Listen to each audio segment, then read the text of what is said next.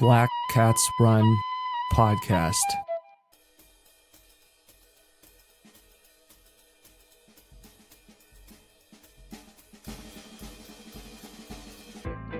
I'm Tristan Black Ingersoll. This is Black Cats Run. Too much faith in the poison. Buffering, tolerance, clearance, utilization, etc. And then you layer onto that things like the rule of thirds or other strange logics of illogic that we use to try to make sense of, are we actually moving in the direction we want to go? Our bias of what progress and the right form of self-assessment towards progress should look like limits our ability to improve. We pursue through blindness. In this episode, what do you actually want to do when you take a concept like lactate threshold and try to organize training around it? If you're enjoying the podcast, check us out on Instagram at Black Cats Run. We're also available to consult with people on their training. Let's get into today's episode. Faith and poison.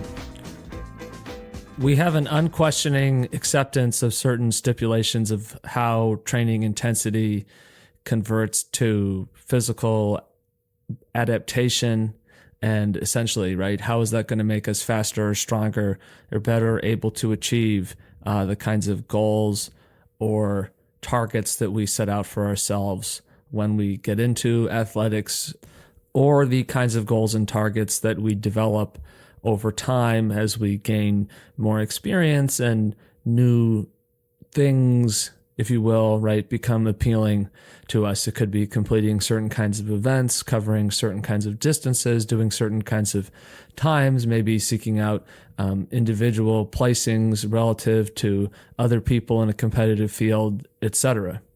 And you see this interesting phenomena, which is that the capacity to share information and ideas readily does not always equate to a more effective understanding. And this is, I think, historically very clearly demonstrated as a long-standing perseveration over whether or not there is wisdom in crowds, or whether or not crowds are simply psychotic and the collective consensus of individuals isn't really going to be that sophisticated or complex, and that it's in pursuit of other things. There was a survey where, I want to say the British Royal Society, but some European institution had a Arctic expedition vessel, and they were like, oh, we can get the public engaged in this by asking them to name it. And so after several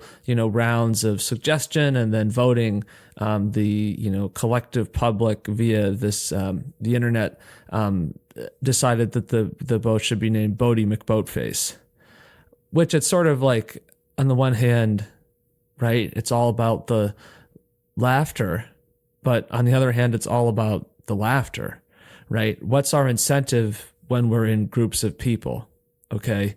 This idea that we're going to come together as groups, and increasingly larger groups, where anonymity, starts to become more and more of not just a possibility, but just an inevitability, changes our sense of engagement. You think about the Marxist concept of alienation from labor, that when people don't feel or experience any connection between the time and energy spending and the work product that they're creating, we see declining levels of performance and engagement. And as athletes, I think we experience alienation from labor all the time, where we can put significant amounts of time and energy into the process of training and preparation, and the accessory identity or lifestyle choices that some people additionally choose to make around being an athlete. And that as those decisions start to lead to less and less evident returns, we start to experience that same sense of alienation from labor, and that the effort that we're putting into something is unproductive and it's not successful. But we also have this other understanding that it's inherently the case that the body will adapt to stress. And that's not relegated to 1% of 1% of the population. The Olympic movement does not identify those shockingly scarce individuals who will exhibit physiological adaptation in response to environmental stress, while the rest of us just fundamentally lack any real ability to do that. But I think that sort of belief or perspective has sort of come to sort of bleed its way into the culture when we think about things like talent, who's talented and who isn't talented. But when we sort of, again, blindly accept certain premises, if you will, of how training should or shouldn't work, I think what we need to recognize is that we are feeding into a scale of ignorance that collectively, as a group of people, whether it's via Instagram, via books about training, magazines, right? This is not a digital technology issue. We see kind of like more and more, I think, evidence that kind of like devolvement of mob mentality, of kind of like almost hive consciousness, where the behavior of people in groups erodes.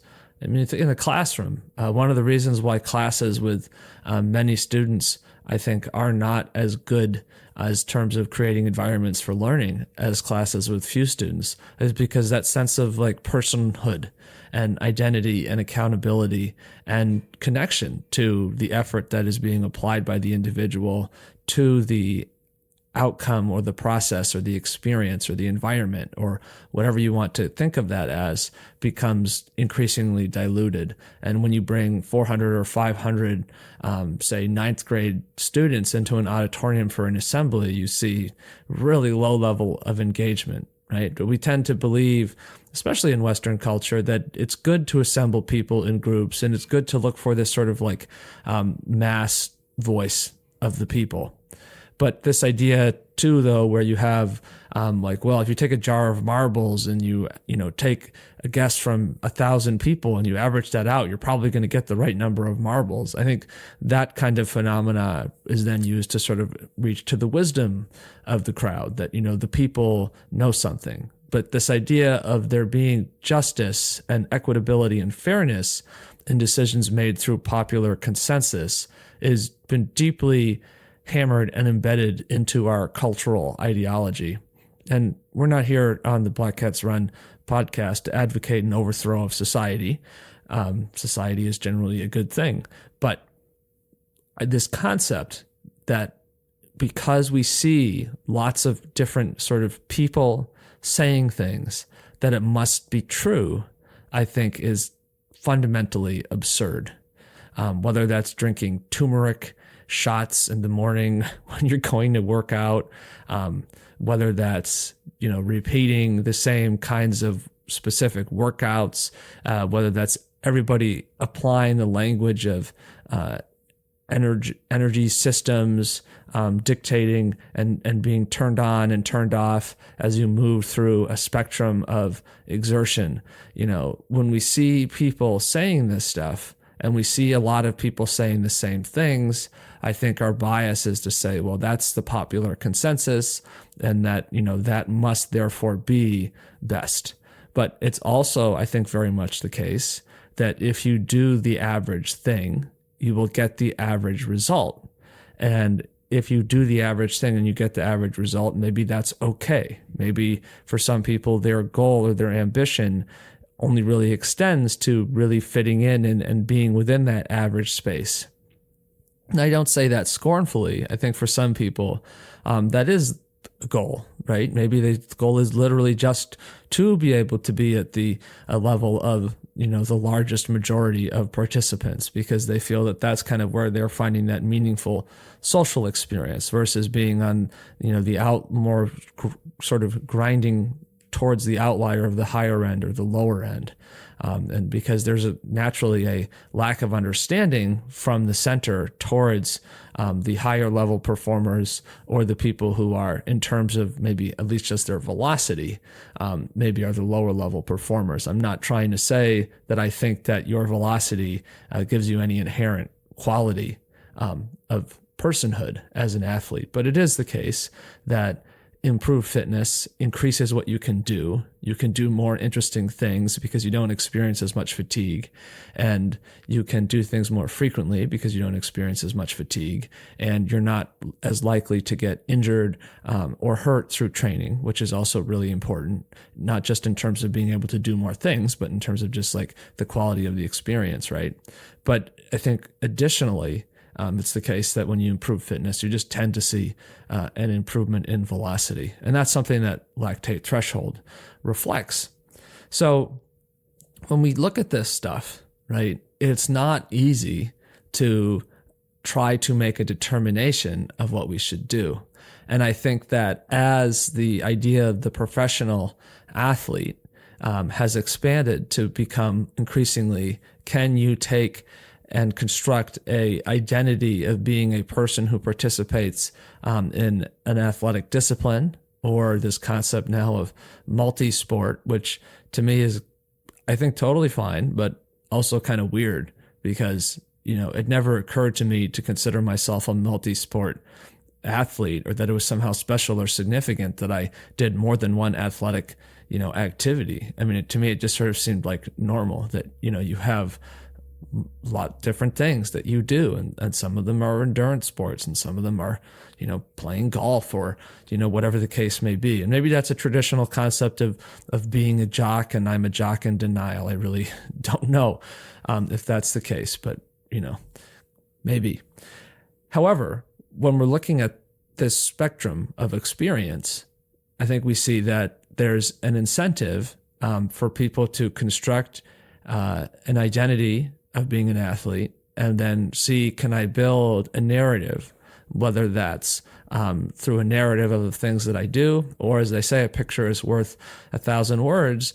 Can I construct narratives through the art of photography? Photography of where I am, photography of what I eat, photography of how I look when I do what I do, and then can I get enough audience that I can then gain financial rewards because people will want to ask me to bring things into that space that is consumed by that audience.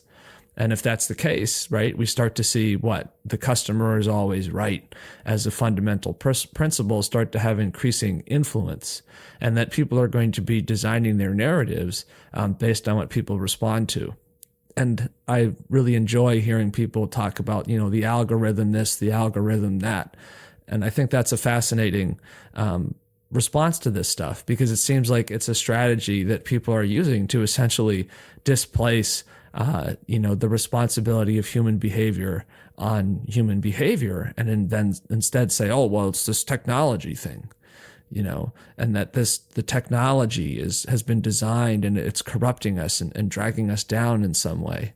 Well, no, like we decide what we're looking at. We decide what we are pausing on the longest. We are giving likes to these things. And then, the quote unquote algorithm, right, is just the recognition of, what's your search history. And, here are things that are similar to that.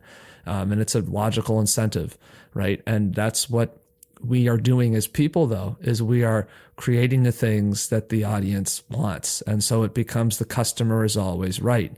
So it's what is the masses of people, the consumer, willing to consume. And then that starts to become overwhelmingly influential in terms of how we train. And one of the things that we like to consume is we like to consume misery.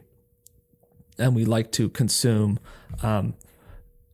scenes of intensity and hardship. I mean, we see this in movies. I mean, movies where people are blowing each other up and shooting each other in the head are extremely popular, and there can be little to no narrative significance to it, and people will still watch it. And I'm just as guilty as anybody else of watching action movies and enjoying them, and I don't mean to criticize them per se, but I think it is indicative of the nature of the things that we find engaging and meaningful, which is to say that these things are not nearly as profound as we sometimes like to imagine. I saw a billboard the other day driving through Boston, advertising, I think, like No Bull or some brand like that. And half of the billboard was somebody running, full sprinting form, of course.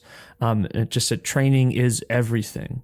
So this idea of people being, totally consumed, and, that being an athlete is a thing you are just constantly, right? That's a part of what draws our attention. It's these idea of, the hero, that the hero is always the hero, that the hero only exists when it's, in its heroic journey, in their heroic journey.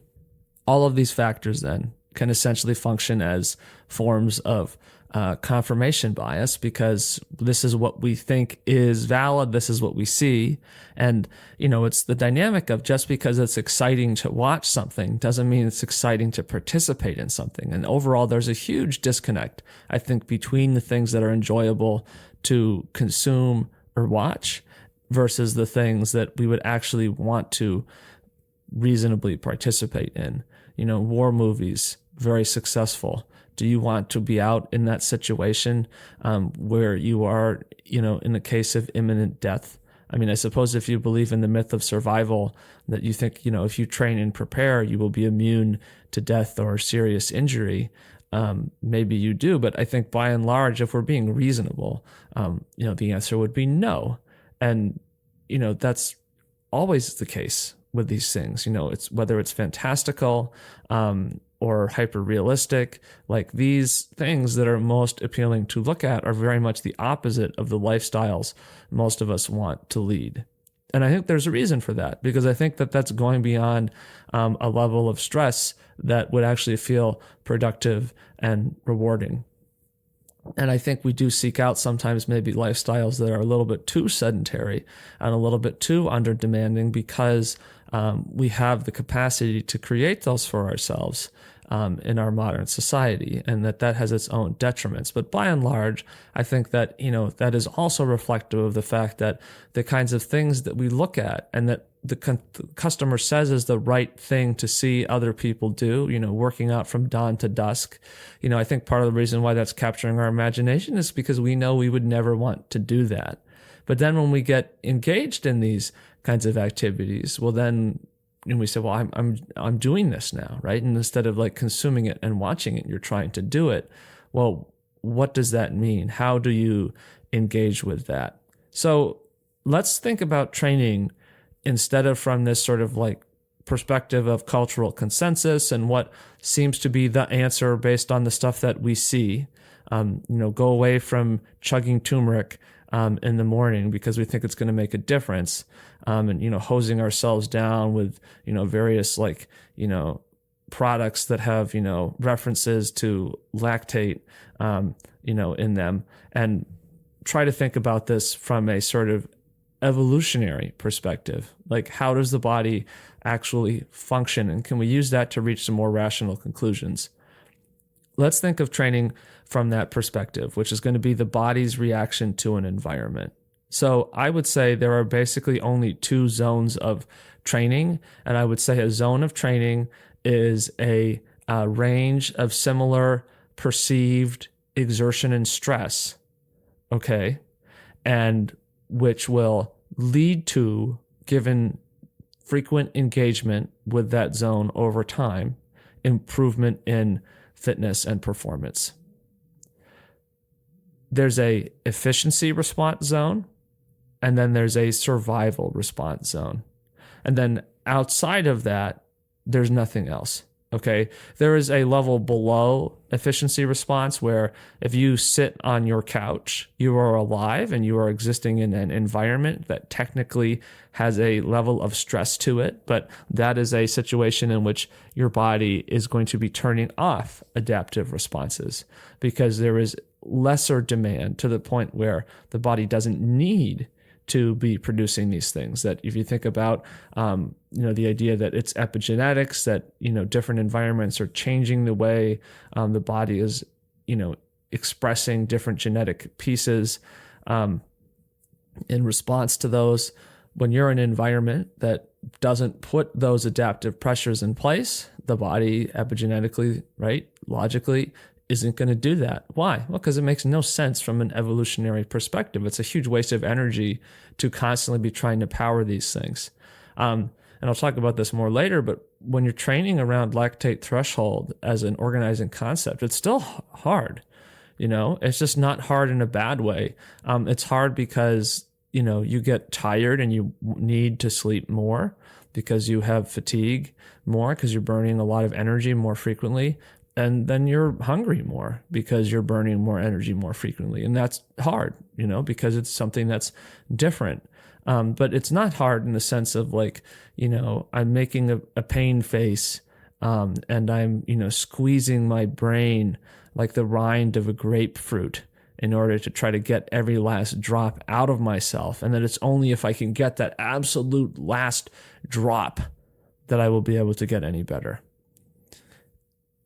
Outside of the survival response, on the high end, I would just say, that's failure or death. That's the level of stress that your body can't respond to. And so that's going to lead to cramping. It's going to lead to blacking out.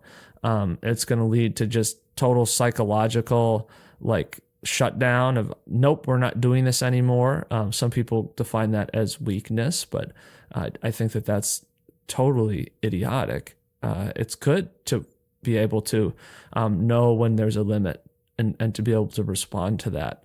Because if you don't, bad things happen. It could be severe injury. And again, it could just be being dead. And I think if we think about survival response versus efficiency response, I think we can recognize that all these ideas of, well, you have this intensity and this intensity and that intensity. And, it's true that in training, you want to do different things. But the idea that we should be rationalizing it because we think that there's each of these very specific energy systems, right, which are this thing that's totally removed from the mind, and that the goal is to engage those systems, and that therefore, as a athlete, right, again, we're back to the point of path of discipline here, where it's like, okay, I need to subjugate that mind state so that I can be mentally strong and I can access the training needed to engage these systems. And, I know that I'm doing that if I'm really struggling, because I basically don't want myself to get to that point. And the really great special athletes are the people who can do that repeatedly, where it's hard for them, but they can master it. They have some mental techniques, etc., blah, blah, blah, blah. And, with the survival response concept, you could think of that in a more tangible example, where, people who get really good tend to do faster paces in training. And I think for a lot of really good high school runners to college, and then, I would say for the majority of college runners, you then get in a situation where it sort of becomes this thing of like, all of your training should be seen to be faster than 7-minute pace. And that, any sort of more specific work or tempo-y work, or however you want to term that, should be at least 5-minute pace or faster, as in the 5 minutes to 5:59 pace zone. And that all, real speed or, repetition interval training should be, under 5-minute pace. It should be, 4-minute pace to 4:59. And those kinds of ideas, right? Well, that's an example of looking around, seeing what other people are doing. That's a sense of, ego protection, that I need this to feel good about myself. And those kinds of things are what can push us to be in a certain state. And I think the distinction that needs to be made is that, and I'll give you a specific example of this in a moment, but the distinction that needs to be made is for the people who are effective, right? They might be claiming that they're in that survival response level where they're just surviving the training. And because it's this extreme survival situation, that's what allows them to adapt. And that they never stay in that sort of more like efficient response zone, right? If we're saying there's just two zones, they're never in that first zone, they're in that harder zone, because that's where you get better. There's a workout on YouTube with Mo Katir, who just recently in a 3,000 meter indoor track race, broke the world record in the 3,000, although another athlete finished just ahead of him. So they both went under the world record. And the reason why I'm talking about Mo Katir, even though he got second, is you can find a video of him working out at elevation, doing in the Sierra Nevada. And I only say that because it contextualizes, right, a more stressful or harder environment to produce or perform work. But he's running around an outdoor track doing 20 times 400 with a 30-second rest, and then I think a longer rest maybe every 5 or 10 or something. And he was doing them in about 68 or 69 seconds.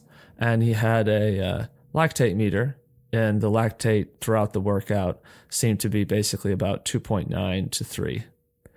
And that's really not actually in that high survival demand zone.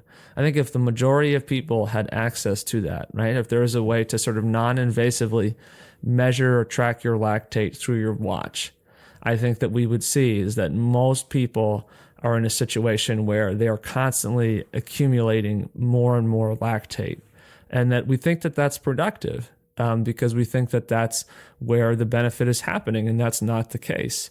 The fact that Mo Katir goes out and then turns around and sets this world record, albeit another runner beats him in that race, I think that that's indicative of the benefit of training under control. And I think we're going to see increasing discussion of and utilization of the lactate meter. And then we're going to see a tapering off because most people aren't going to really have a concept of what they're trying to do with it. And so it is going to be a total waste of money because they don't understand how to make use of it. And then that will be taken to suggest that, okay, the lactate stuff is just a fad. But historically, the evidence doesn't support that. We've talked on the pod previously about how the Arthur Lydiard training basically was sort of drawing a line in the sand pedagogically and trying to learn in a pedagogical sense, right? Trying to teach ourselves to identify, well, what is that level of exertion? That can be very difficult for some of us, especially when it is in conflict with a bunch of other things that we've already learned. And I think for adult athletes who've had previous athletic experience and all of this sort of like psychological conditioning, not in a like productive training sense, but conditioning in the sense of, I guess, maybe kind of being culturally brainwashed into perceiving what training and exertion really is meant to be, that's challenging. And I think you see this, people I know that I went to college with, for example, not all of them, but I think there are some people who I wonder sometimes, like, okay, I remember these people, being very strong, and it seems like now they have a really different level of engagement with this stuff. And I think what happens, and I'm projecting, to be clear, my own past experience, is that sometimes there's a sense of like, well, this is what it was to train, and this is how it should feel, and this is what the speed should be. And you sort of try to go out and get back into that, and it doesn't work. And it's because, I think that, that quote unquote aerobic ability, if you will, has just depreciated so much from lack of engaging with it. And you take into consideration the fact that the training that was being done, in memory, really wasn't that great in actuality anyway, right? The people were running well, usually despite what they were doing. So you're trying to apply a really, overwhelming level of work to try to get back to where you were, or get back to that sort of general capacity of fitness and strength. And shifting away from that is important, but it's challenging to get to that point. So I think one step is we want to simplify, and we want to say that, okay, there's just two zones. There's this zone where we have efficient response, and that's the zone in which we are building up and to the point of sort of peak mitochondrial utilization. And then there's the point beyond that where blood lactate starts to accumulate more and more. And why does it do that? Well, it does that because you're exceeding the body's ability to use it. That's not a good thing. Okay, you can work beyond that, and that's actually really cool, biologically and evolutionarily speaking, right? The body has a capacity to perform work beyond just that system, but it's also extremely inefficient, and the body knows it's inefficient, and evolutionarily it's developed all of these stress signals to tell us it's inefficient, to try to get us to get out of that state, because it leads to massive fatigue, which in the short term, right, we can tolerate that. But then, if you go just out of that immediate context, that fatigue becomes very limiting in the near future, and can lead to, injury. And you could see how in a quote unquote state of nature, right, that would probably not be ideal, right? You really want to be in that more efficient state. And it's given rise to all of the recovery modalities and stuff, which is just like the only reason why we have these recovery modalities is because we're training too hard, and we're training too frequently and at that intensity. Okay, training frequency is good, but training frequency too intensively is bad. So we can make that differentiation. And with that differentiation, I think we can see that the debate about training is, once again, just about, can you get better without being miserable? And I think the answer is yes. And I think the answer is that's really the only way to get better. And if you want to learn a little bit more about this in detail, you can check out our episode, High Intensity Trauma. We talked about this. Like, why are we prone to continuing to go back to that state? And I think this focus on this sort of survival response, the idea that, well, that's where the good things happen, right? That we have to go out and have this like rite of passage level experience every time we want to improve. We have to go and do a training camp, and I think training camp is a hysterical concept, because the idea that you're going to go and you're going to spend 5 days or 7 days or 10 days, and that you're going to come back and you're like, whoa, that's so different. This is just absurd. Okay. That's just not true at all. I mean, if you're totally out of shape and then you go and you start training for 5 to 10 days, you'll probably in that scale notice a difference. But if you have any kind of like significant engagement with fitness, going off for 10 days isn't really going to do anything. It doesn't mean that people shouldn't do that. And if people want to call it a training camp, they can. But I just think people shouldn't bring with that the idea that, oh, I'm going to this training camp, I'm going to see this, huge gain in fitness. That's not what you should be thinking there, right? It could be something that maybe makes it, more fun or interesting, or changes the scenery in order to, do your training, right? And that could be fun and positive and worthwhile for all of those reasons. And those genuinely are 100% valid and worth pursuing. But the idea that you're going to see some massive transformative thing is sort of absurd. But I also think the notion of the training camp is a part of this sort of trivialization of the idea of quote unquote base training. And I think just calling it base training has become a form of dismissal, because we've changed the weight and the significance of that verbiage so much over time. And I think, we've sort of, by trivializing that, we work to push aside the value that is actually found there. And we get back to that, I need to hurt to improve space. That's sort of, I got to be in like a state of survival crisis in order to exhibit adaptive response. And that, base training is just sort of like a waste of time almost. Because I've seen stuff over maybe the last 10 years, I want to say, where, people, is the base phase all it's cracked up to be? Or athletes saying lamenting, how well, if I could do it again, I would, certainly do more threshold during the base phase. In a cycling context, I've, heard this sort of criticism of, people just used to think that, the base is doing 1,000 easy miles on the bike before you do anything more intensive. But actually you can just get after it. You can just do HIIT, and, HIIT's just as effective as, doing base training. And no, the answer is no, it's not. Okay. It's not more effective. And, the idea that you can prove that because of studies or evaluations done on an extremely short time scale, okay, that's false. All right, look at that on the scale of 12 months, 5 years, 10 years, and you tell me how then, a statistically meaningful group of athletes who only implement HIIT training, okay, in lieu of so-called base training, you tell me what their improvement is going to look like. I would be shocked if those athletes are still doing it at the end of the 10 years. Probably a lot of them would be done after a year, right? Never mind even getting to 5.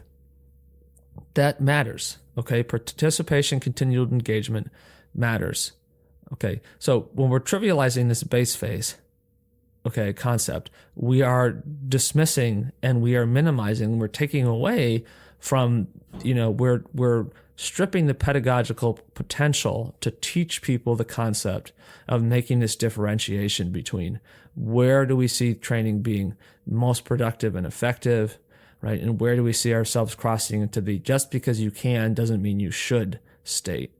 And that differentiation where we can define, I think, reasonably as lactate threshold, right? If we look at what's the point at which we can't continue to utilize all of that lactate energy that we are producing and shuttling through the blood, okay? Well, that's the point at which it starts to go up, because that means it's backed up. It's not backed up in a actual clogging sense, like nothing is being clogged in your blood because of the lactate, but that it is, there in excess of what can be used. And that we know that as we get faster, we're able to do more work or more velocity, depending on how you want to measure or control for that. We can produce more work or more velocity before the lactate starts to get quote unquote backed up. Okay. And where do we see that exhibited? Well, Arthur Lydiard's thing is saying that, you're trying to do as much training as possible for as long as possible at 70 to 100% of that state, right? And he's not saying lactate threshold. They're not running around with blood lactate tests in the 50s and the 60s in New Zealand or really anywhere else. That portable technology is a pretty new thing, relatively speaking. But that's what they're identifying, right? Is they're making that differentiation. And when we think about that, right, when we're pushing that to the side, okay, that's what we're pushing to the side. We're pushing to the side this capacity, right, to produce a lot of training really effectively.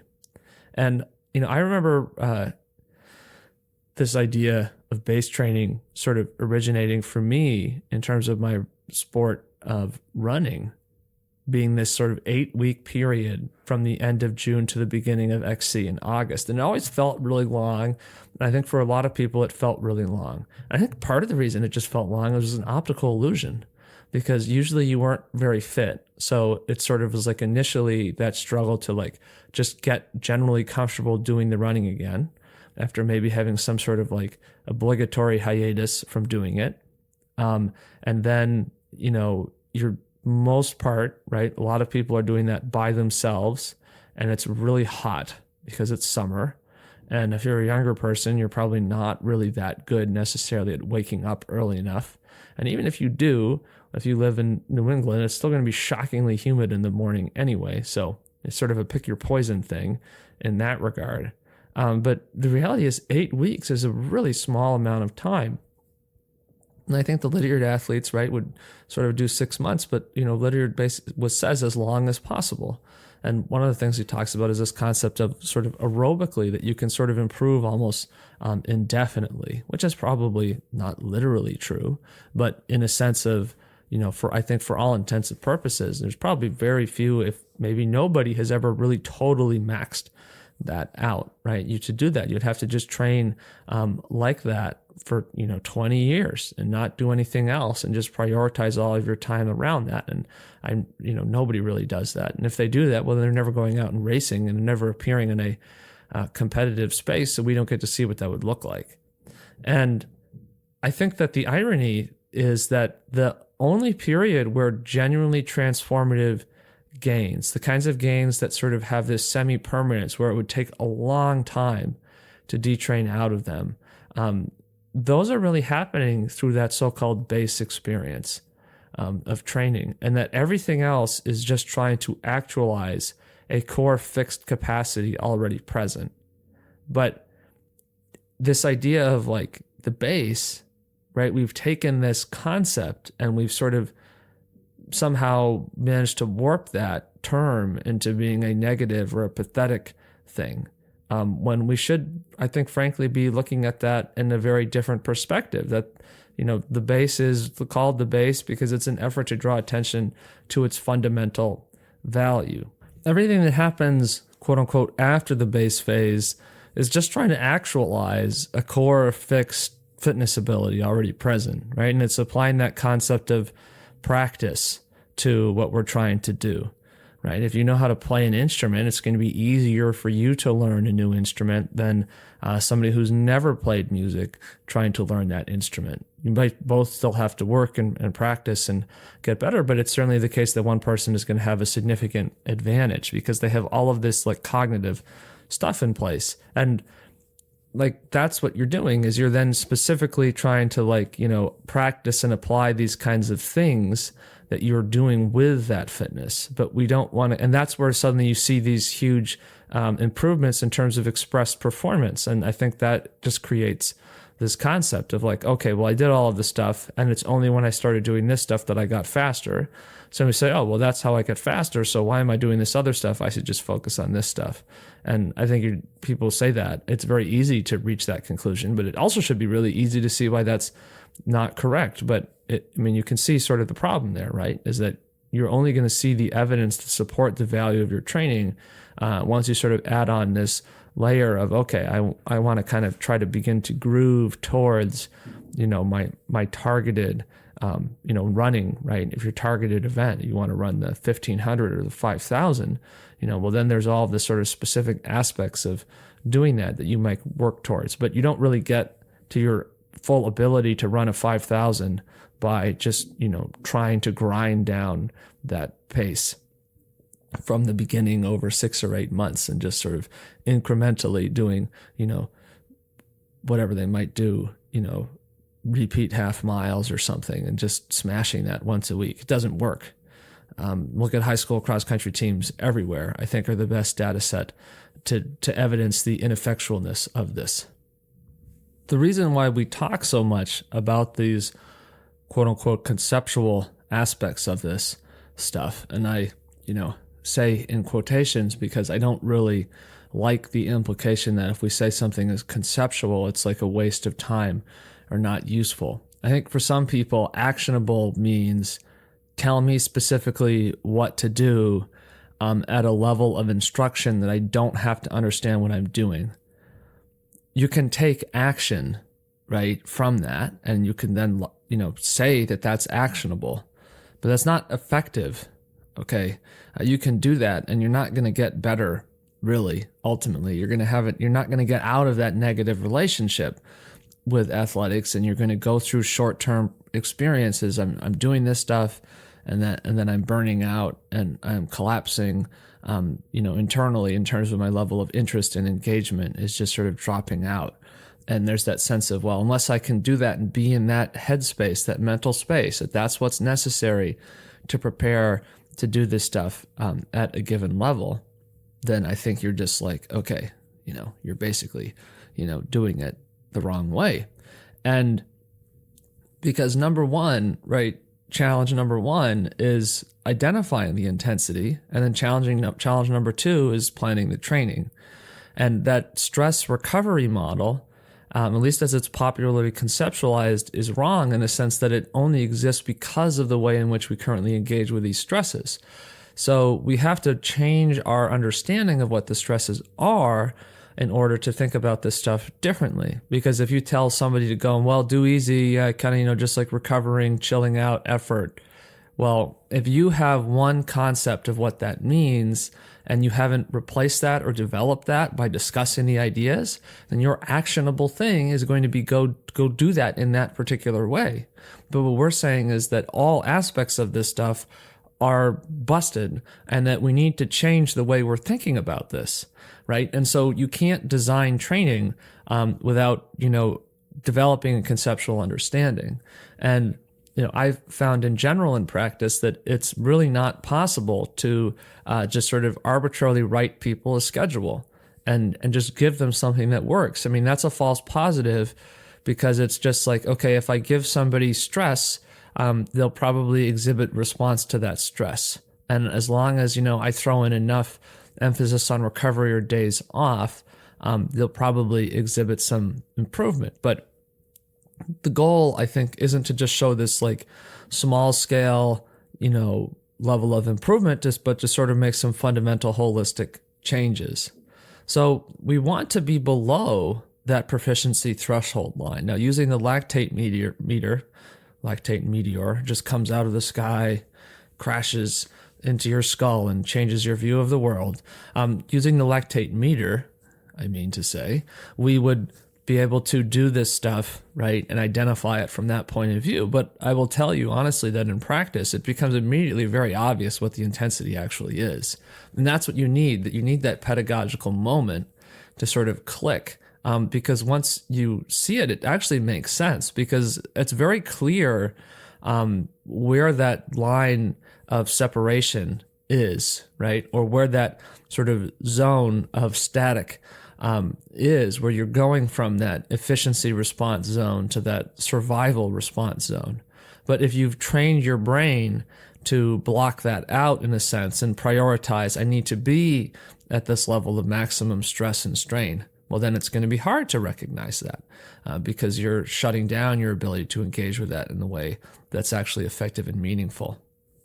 So that idea, right, be below that proficiency threshold. And I think, that's where too, some people arrive at it and it just works for them and they just figure it out in an autodidactic sense. And it can be really difficult to communicate that to people. And it takes a lot of talking and a lot of conversation.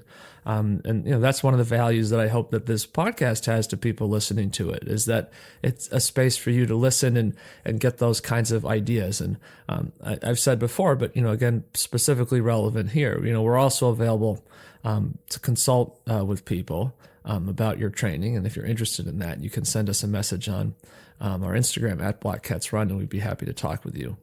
But the hit truthers, I think, have sort of reasserted themselves as having primacy by relegating the ideas like base training and sort of trotting all across the idea of things, practice towards improvement being kind of like a Zen positive experience that actually, it actually feels kind of good, and that's why like people would actually want to do it a lot, and that people who get good at stuff aren't actually getting good at it because they hate themselves the whole time.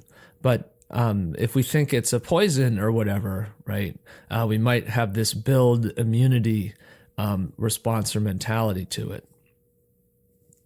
Quote, athletes running over measured courses fairly regularly are inclined to pressure themselves into becoming competitive about it. They want to cover the course faster each time, or can be tempted into trying to do so. If they just go out and run for, say, an hour and a half with the pressure off, we seem to get better results. Keep this firmly in mind. Unquote. Arthur Lydiard. So when we think about that concept, right, it's very clear that there's a pedagogical goal here to try to guide people, direct people towards making a reasonable interpretation, a reasonable understanding of what's really going on in terms of the training environment, the training situation. And that we are constructing an environment of stress. Okay, it's not workout this, workout that. I've had a few years ago, I was trying to help somebody with their athletics, and we just reached a point of absolute impasse, I think, because their paradigm was focused on, what's the workout? Just tell me the workouts. I need to know what the special workouts are. That, you have these special workouts and you're not giving them to me or whatever. And it's like, now I look back at that and I realize, well, we were just in two totally different spaces of conceptual understanding. And, I lacked at the time the capacity to really effectively articulate and give on that understanding across. And that individual similarly, and for their part, also did not recognize that, we were just as cross purposes in terms of what we were trying to interpret. Here's a example of what it looks like when you're trying to build training. This is also from Arthur Lydiard. Quote, the following schedule, which is a progression, concerns itself more with distance than time and does carry the risk that, in running measured distances over regular courses, you will begin to compete with yourself. Monday, 15 kilometers at 1/2 effort over undulating course. Tuesday, 25 kilometers at 1/4 effort over reasonably flat course. Wednesday, 20 kilometers at 1/2 effort over hilly course. Thursday, 30 kilometers at 1/4 effort over reasonably flat course. Friday, 15 kilometers at 1/2 effort over undulating course.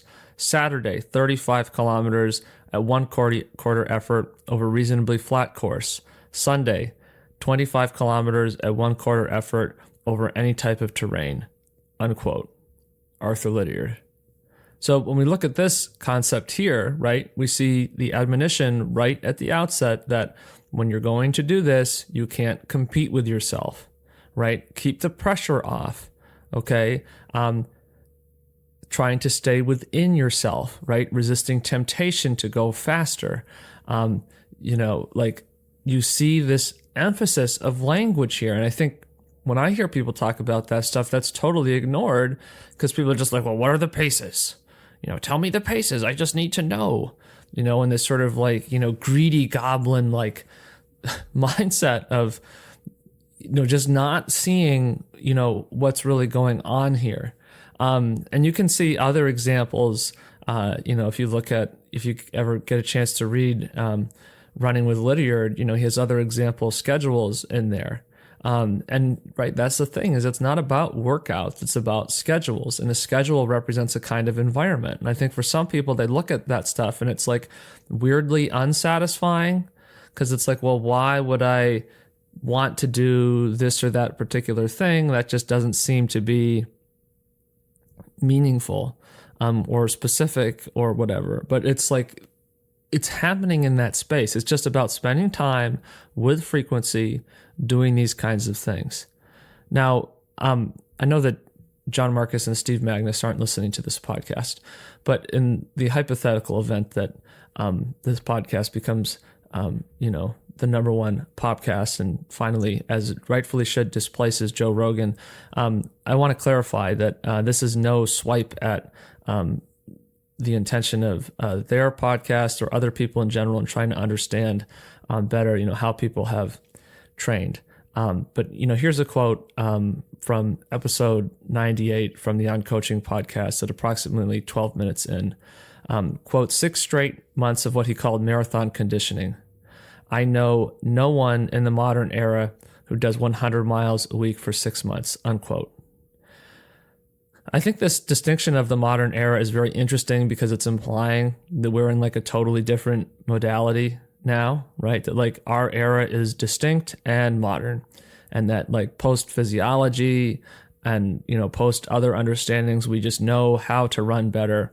And I think that there's maybe an inadvertent consequence of that. And I'm thinking about this like as historians try to make distinctions and sort of say, well, this was this era or epoch or period, and then there's this new era, epoch or period.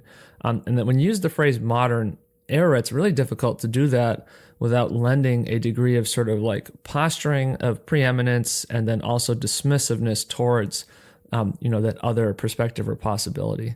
And I think it's extremely significant that Lydiard is not assigning paces, he's assigning exertions. And I think that that's more, quote unquote, maybe modern, if we're going to use modern as the term as it's being used by John Marcus, I believe, if we're going to use modern to mean like better and superior to in methodology, approach, understanding, efficacy and outcome, then I think that, we have to, maybe say that Lydiard is being modern and more modern than we realize because he's, looking pedagogically at how can I teach people to recognize what's going on. And this idea of like they're going to the salt mines and just doing these 100 miles a week and projecting our own concept of what that means, isn't really correct because like people haven't devolved some sort of like a capacity to resist, rigor since, the 1950s or the 1960s. We'd like to feel that things are a long time ago. We like to feel that people are older, maybe because it makes us feel that our time on earth for ourselves will be longer. But that's a little bit of a myth. If you're going to train like that for 6 months, it's only going to be effective and sustainable. And clearly it was both for the people he specifically coached. And he's not responsible for the fact that people he didn't coach, apply, this concept incorrectly. So without taking a dig at the On Coaching podcast in this context, I just think it's an incorrect assertion to say that the 100 miles a week concept is somehow bogus or busted. And, working with those athletes, right, they arrived at a equilibrium because he's also, known for, in his own space, trying for, a period of weeks, trying to run as much as 200 to 250 miles a week, and so for him to say 100, it's not reaching towards the most extreme thing. It's trying more extreme things and trying to find, okay, what's the most amount of adaptive stress that we can create and sustain?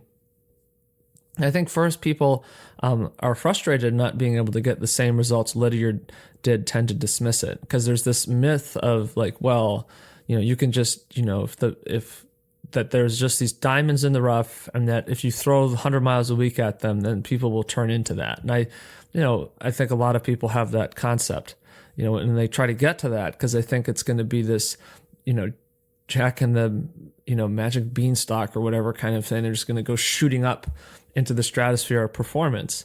But, I think that, so then people say, well, this isn't producing this. And Lydiard USA champions are everywhere and all I have to do is train them. But the reality is like, clearly we see that most people don't actually get any better and they'd be better off running 50 miles a week, blah, blah, blah.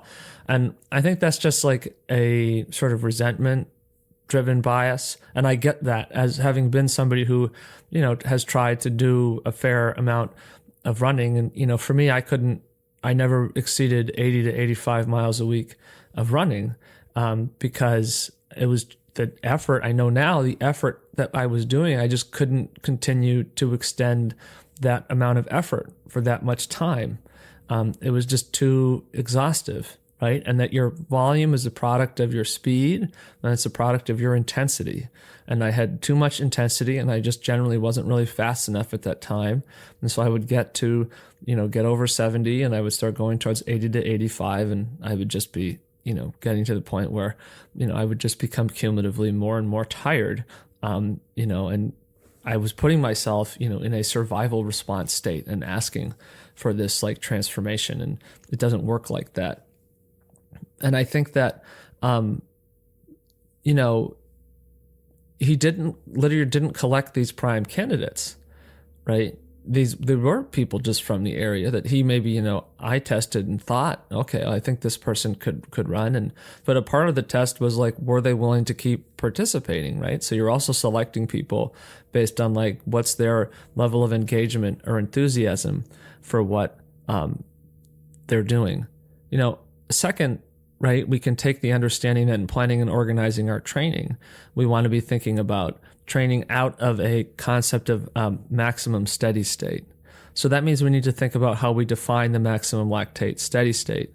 And so pedagogically, what self-referencing point did they arrive at? So you can't really know the paces, and I think it's because they don't really matter. But I think, it's a perceptual, quarter effort feeling relative to LT. It's not actual literally 25% of that or 75% or 100% of that, and so all of those in turn are a feeling. So it's all about a language of perception, and you would have to go and be in that space, right? It would have been cool if somebody had gone and done like an ethnographic or a cultural anthropological study of kind of this group of athletes at the time. But I mean, to my knowledge, that doesn't exist. Nobody was applying the anthropological method of cultural study to that group. But I think you would have seen some different conclusions and different understandings.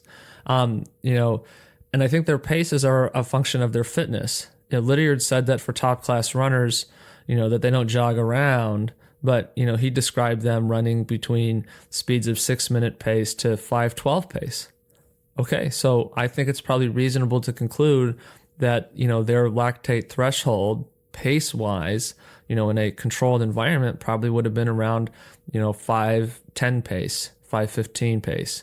And so I would say probably, think back to that example, right, that maybe 1/4 effort was running 6-minute pace, right? And then it scaled between that 6-minute pace to 5:12 pace or 5:10 pace. I think that makes a lot of sense. So maybe 5:12 per mile was their lactate threshold, right? So that's, that full effort, right? And so that would mean that, okay, the training that they're doing becomes a product of the intensities, right, that they're trying to pursue, right? And so what does that mean? Well, their distances they run are going to be a product of that. It means that the tempos that they produce are going to be a product of that. And I think rather than say it's inconceivable that people could do that, we should be saying, well, why can't we do that, right? We should be able to get similar results doing the same thing.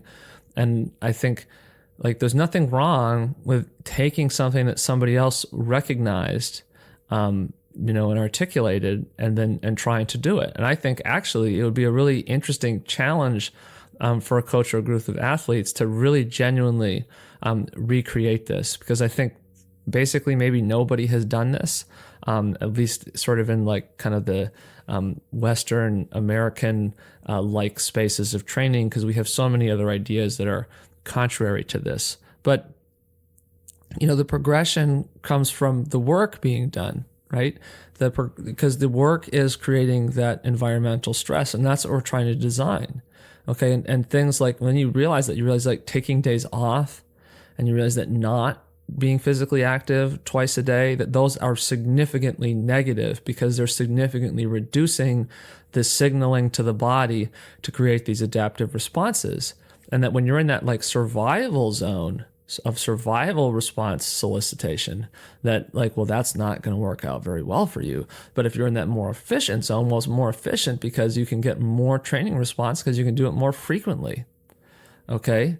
Lydiard is literally saying repeatedly that you can't worry about the pace. You should find the effort.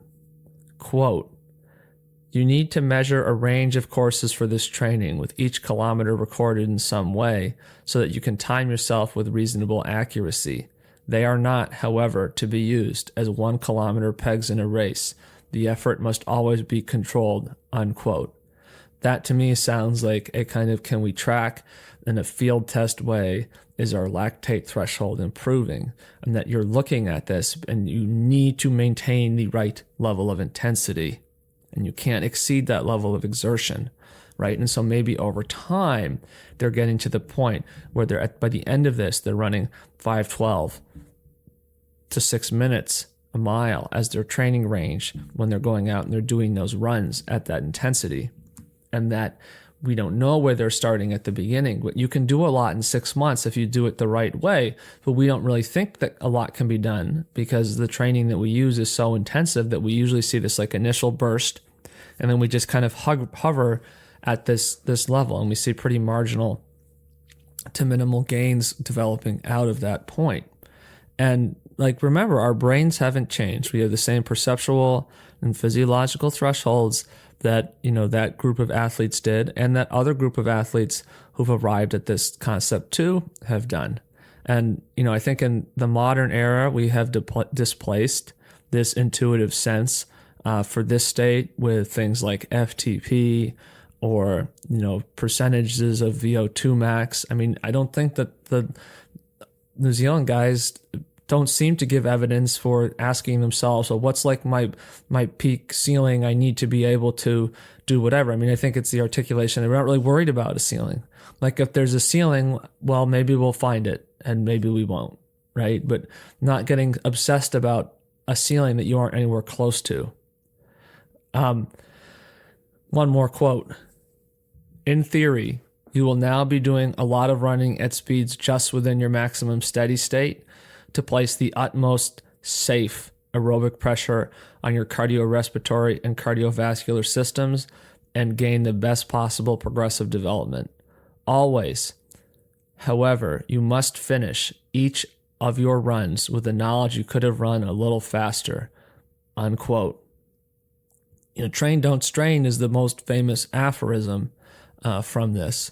And it's, again, an example of something that, people are probably familiar with, but just don't get it. And I know that we don't get it because we aren't doing it, When you train like this, you can train at lactate threshold for the periods of intervals or repetitions. You can do it twice a day. But when you get to the end of the session, it's like, okay, and what, right? There's no, wow, I'm wrecked, I'm dead. There's none of that sort of like a rush that we sort of seem to seek by training like too hard, right? So you don't have that. But then it's, I'm hungry, I need to take a nap, I need to go to bed 2 hours earlier. Like that's where you can recognize that you're doing that. And so it is hard to do in that sense, as we've said before on the podcast. I think one of the things that I've always found fascinating is the way that this relates to my sense of perceived exertion. I've always found it insanely slow feeling to try to run or ride in races. And is this because my millimole is either low or spiking? And I think it's really because lactate threshold isn't tied to race intensity the way that we think it is. I find it to be true that I simply can't do in training what I can do in racing. And actually the mindset shift there has been to recognize that that's totally fine. And all of the training that I've really done, including a lot of times that I felt that was what I needed to ask of myself, was like race pace derived, right? And then that's probably going to be made only worse and worse if your lactate threshold is further and further away from that, which is if you're not really an athlete who either by intention or, like we've said before, some people by just sort of coincidence end up being able to do training that is more effective at eliciting those actual substantive benefits, which are reflected by, not wholly contained within, but are reflected by lactate threshold, that are so critical. And that's going to be different for different people. And the kinds of training sessions we do at the point where lactate accumulates is going to be very different too.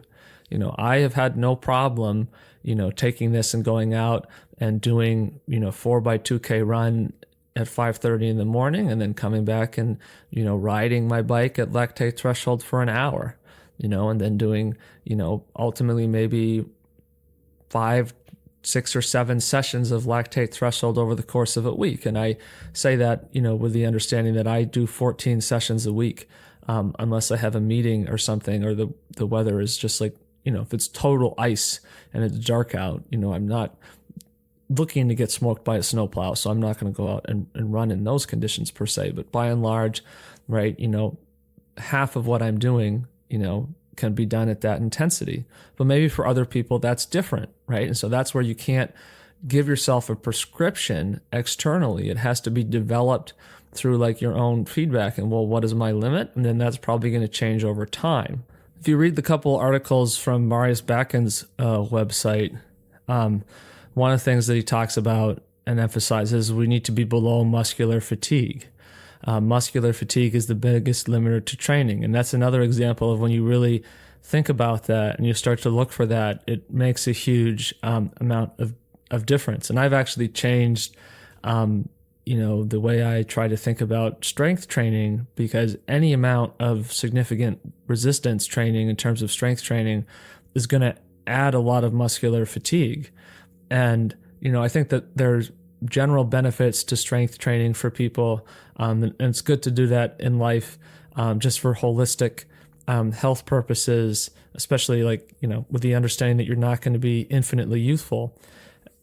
But when you're doing that, right, you got to recognize that that's going to cause fatigue. So I'll do that at the end of the harder days if I'm planning to go very easy or just sort of do whatever the next day, because it's like, okay, if I have that muscular fatigue and really understand that I will have that muscular fatigue, that's important. And then it's also, with the weightlifting, thinking about lifting more frequently instead of lifting to absolute failure and overload, because if you want to be developing your endurance capacity, having 2 or 3 massive lifts a week are really going to trash you. And then you look at like Sebco with circuit training, right? Well, there you're looking at really building up to this level of work that you can do where, if you're doing that many reps, at that, well, that's an incredible strength, right? And you could look at that and be like, wow, that's where it's at. That's the level of intensity. But really it would be like, that's incredible to take that amount of work and bring it into, and under that kind of level of intensity to where you can do it frequently. And, for me at 2 millimoles, if I go really over that, I'm at the point of where I start to notice muscular fatigue. But when you look at, the article, you tend to see that, it's the suggestion of, being, 2.3 to 3.0. And for some people that might work. And for Katir, doing those, 20 by 400s, right, getting up to 3 millimole, right? Well, we don't know what his lactate curve looks like. Is he doing what I think a lot of people are doing, which is just saying, okay, 3 millimole is the new 4 millimole, and then just trying to train to that. And we know that there's confusion because a lot of the online models show totally different values for lactate steady state. And, some of them that show like the lactate steady state at 2 will show that the steady state line before the point of inflection, or the point of accumulation, it will show it hovering around 2, right? But for you, it might be around 0.8. And the other factor to that too is that you can see some variance in terms of how much lactate you'll be producing at that, because there are factors that can influence that too. So that's where understanding, what it's supposed to feel like is important. And then you're using the lactate meter in workouts sometimes to basically just try to see that, okay, I'm working at the perceived exertion. Is it accumulating or not? And a little accumulation isn't bad, but again, it's primarily about staying under that level of muscular fatigue, and then, keeping that level of exertion down so that you can do a lot of that kind of stuff, because doing more of it more frequently is more effective than doing a small amount with significant muscular fatigue, which means you can do it much less frequently. And then there are people who point to the step above where the lactate started accumulating, and that doesn't make sense. And, basically what we're seeing is that there's a massive disconnect between the idea of 2 millimole as the lactate threshold and, what that actually is. And then, of course, you see the equivalence of FTP, 4 millimole, anaerobic threshold, and lactate threshold as all being the same thing. But what we want to recognize is that the significant point that you're trying to determine and identify when you're doing training is to say, where do I start to accumulate, and what does that feel like? And that I can train up to that intensity, and what I want, my training to be variations of up to and below that. But there's not really additional value to going beyond that. And I think if we, break this down a little bit further, and, you can also see some stuff related to this on our Instagram page. Here's what people are saying. As I've said in other episodes, the terms are just all over the place. I think we could research further on this, but I also think a part of the point here is that from the surface level perspective, it's just very confusing. And that's a polite way to say that, the polite way to say it is to say that it's complicated. And I think if we wanted to be more frank, I think the honest thing to say is that people just don't understand what they're talking about. And I think it's okay in a way, right? It's okay for us to talk about things that we aren't necessarily expert on, because what does it really mean to be expert? That's what comes, arguably a form of censorship. And what we want is dialogue and discussion. One of the things that I enjoy about doing this podcast and putting this content out here for people is that for me, it's meaningful, and I get new ideas, and it gives me a space to be metacognitive in a way that I might not be able to be otherwise. So it's good to discuss these things, but we also then need the skill. If we're going to have that nature of discussion, we need to pair that with the skill to really think about that in more precise and meaningful and targeted and essentially effective ways. I say this, right, with the full knowledge that I'm also a person, that I have limited understanding.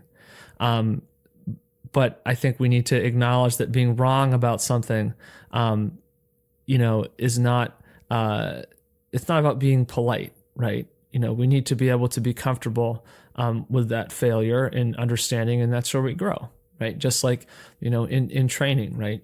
Sometimes in training is adverse, right? And we're not, hitting it out of the park. We're not doing the cool speeds or the cool watts, but we are at the point where we're growing and developing. So here's, I think, what we want to say, and what I believe the correct conclusion is to say, is that lactate threshold, that's where lactate starts to increase. And with Marius back in his writing about training at 2.3 to 3.0 millimole, he's saying that, based on the assumption that, there's this threshold point is 3 and not 4, and so therefore 2.5 to 3 is the point where it's increasing. And we could relate that back to a Lydiard interpretation, right, of saying, well, 70 to 100% of that sort of steady state type feeling. But he also acknowledges in his writing that some people have low levels, and it seems to me that the scholarship is just assuming that those low levels only occur in certain hyper elite populations. I don't agree with that, because I have evidence, for myself and people that I've, let use my lactate meter, and we look at all these different tests, and that's clearly not the case. And so, the all caps, however, here is that your lactate threshold is subjective. And it seems that for folks who do a lot of volume of good aerobic work, maybe you over time will exhibit a lower accumulative number, right? You might be at 1 millimole at your steady state, and it would then build up at that turn point. From 1, it would go to like 1.8 and 2.3, et cetera. And that's okay, right? And that's where, though, we need to understand the concept, right? And that conceptual understanding and actionable understanding are not distinct from one another, that they are interconnected, that they're the same thing, that understanding concepts better is more effective. All right, so where are we going to go from here? Well, next episode, pursuing this kind of topic or thread, is going to look at specifically things like lactate clearance, lactate buffering, lactate steady state, lactate sweet spot, lactate utilization, lactate shuttling, lactate tolerance, this whole forest of concepts that we have brought up out of the ground as a result of this. And we're going to try to determine where in this do we see things that we would want to use when thinking about creating our own environment towards adaptation, and where are the things that we want to steer away from, because these are all concepts, and that our decisions are totally informed at all times by our levels of conceptual understanding. Thanks for listening to today's episode of Black Cats Run. I hope that you're enjoying the podcast both today and in general. If you are, we always appreciate it when people take a moment to reach out to other people they know and to share the podcast or repost it on your Instagram story if it's something that you found thought-provoking and meaningful. If you are wondering how you can better apply these kinds of concepts to your own training, feel free to send us a message on our Instagram account. You can also follow us there as well, at Black Cats Run. We have some additional content and visuals relating to the ideas and concepts that we've talked about on both today's episodes and other episodes. Stay tuned for more episodes in the future where we're going to talk about the optical illusions of perception. We're going to talk about the concept of recovery. Is recovery even real? And more top secret guest episodes as well. And we'll catch you next time.